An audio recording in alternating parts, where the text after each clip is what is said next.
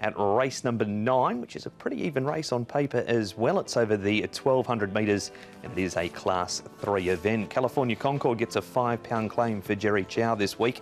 Be ready, wider draw goes from barrier 1 out to gate 10. Happy Land has his second start in Hong Kong, goes from the 1,000 to the 1,200. His 2 wins in Australia were both over 1,400 metres. Number 6, the Multiplier, gets the blinkers and the tongue tie on. Class 3 debut for Allah King, who's won 2 from 4 so far. Amazing news, didn't run the 1650 out last time, so comes back to the 1,200 metres. Classic Posh is off a 3rd behind Killer B with a gear change. Number 12, Here Comes Ted.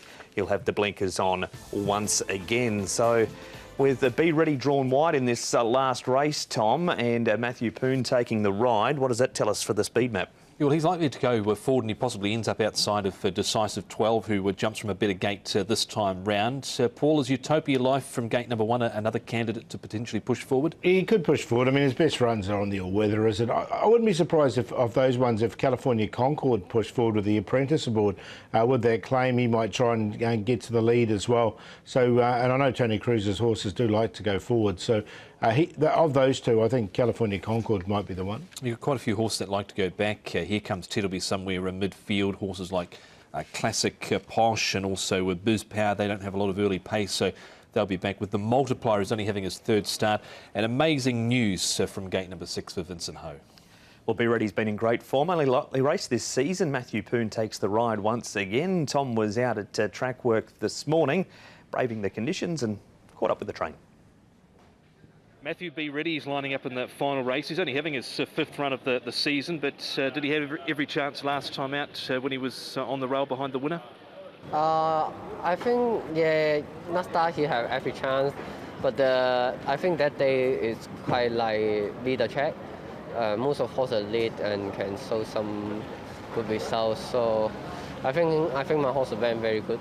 Barrier 10, it looks a little bit tricky, but do you still try and go forward?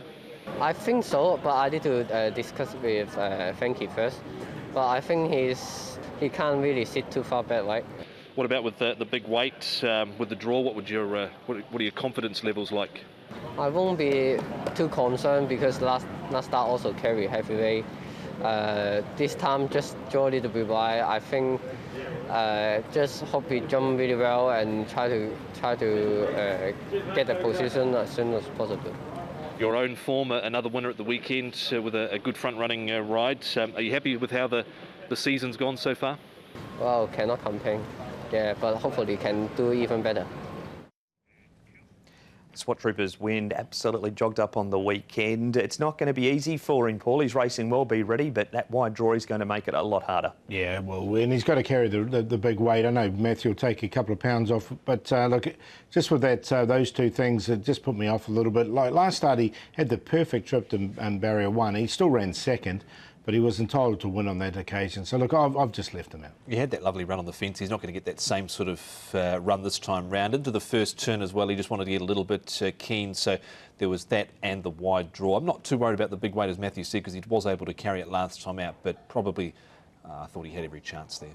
OK, we'll move on to some of the others in this race number 9 upcoming, and we've got 3 of them in this replay coming up here, including the ultra-consistent high-rise soldier. There he is in those familiar black and orange colours. California Concord, he features here as well. As Paul said, gets that £5 claim for Jerry Chow. And Here Comes Ted from back in the field here, Tom, and Joe Marira takes the ride again with the gear change. He finished off nicely last start to Here Comes Ted. He was a wee way off them, but picked up nicely over the final stages, ducking down towards the inside. High-rise soldier, I think he needs to be in there. He's been quite consistent. He's been able to get that win this season. He has been there or thereabouts, so I've definitely got him in, Paul. Yeah, look, High-rise soldier, I really like the run. California Concord with the £5 claim looks good at the weights as well. So I do like those two. Here Comes Ted hasn't won in the grade. Look, he's been placed a couple of times. This is one of his better efforts, hitting the line here strongly, but I do prefer the other two.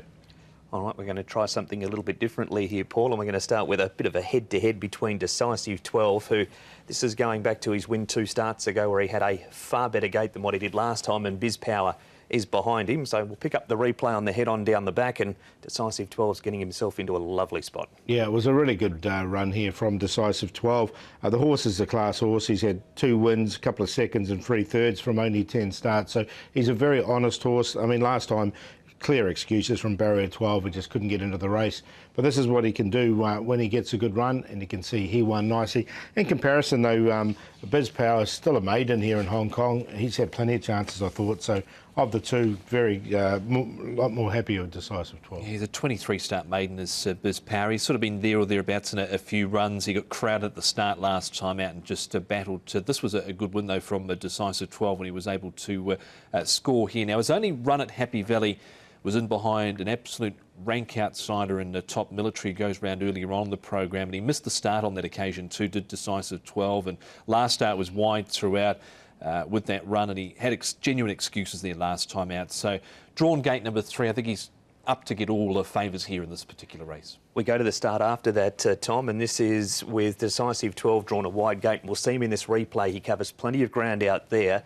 Biz Power has a much better run in transit from down on the inside. Biz Power, he's another horse that's only been to Happy Valley once before, but Decisive 12 gets a definite forgive from this replay. Yeah, he certainly does. So look where he is. He's got a little bit of cover there behind Pegasus Gloria to this point, but wanting to go a little bit quicker. He's out 4 and 5 wide there. So he's had a horrible run in transit, really has Decisive for 12. So genuine excuses there.